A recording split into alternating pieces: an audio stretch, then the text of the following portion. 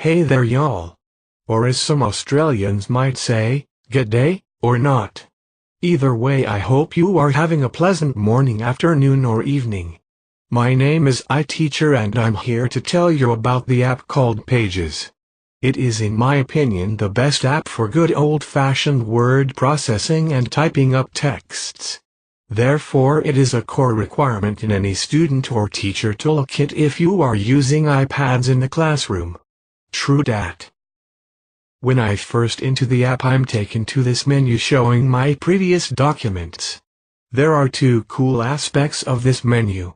Firstly, you have the option to save your documents in the iCloud so that you can access them on multiple devices. Secondly, you can group your files into folder by placing them on top of each other as shown here. It is just like you would do with apps. In the top left corner you can see a plus to create a new document. Let's do that.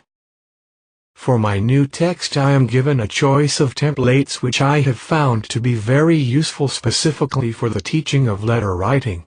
Of course, you are also welcome to start with a blank template. However, for this example I would like to show you the classic letter template format.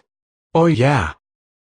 Now that I have shrunk myself so that I can stay out of your way, you can see our basic writing platform where we have a text written in gibberish but already formatted and ready to go.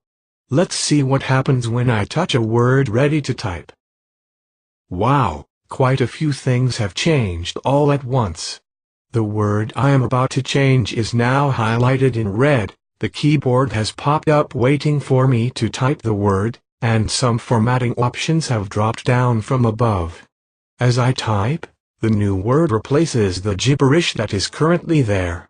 This is very useful in terms of formatting as it stops you having to spend your entire life getting paragraphs to stay in the correct place on the page. If we take a closer look at the bar which dropped down from above, we can see some basic formatting options including font type, font size and paragraph alignment on the page. So basically some really fascinating stuff. Now let's take a closer look at the three options which are indicated by the circle below. They appear in the top right corner of your document. Moving from left to right, the first button gives us advanced formatting tools, say things like bullet points, underlining and line spacing. Really truly a very boring button. The next button is a little more fun because it allows us to add media. I can input photos, graphs, data tables, or basic shapes. The third button shows our sharing and printing options.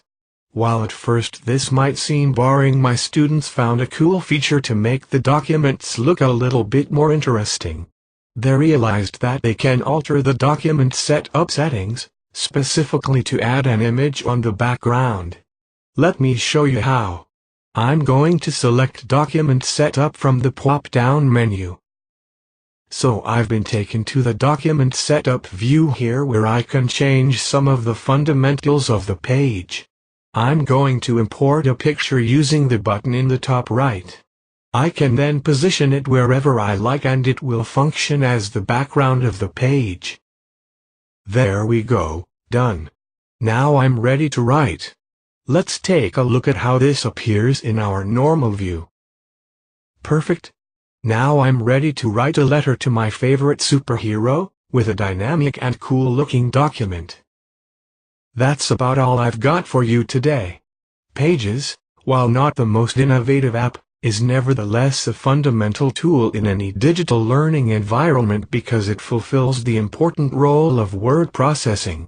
In my opinion, this app does everything that Microsoft Word can do, often in a simpler and more efficient way.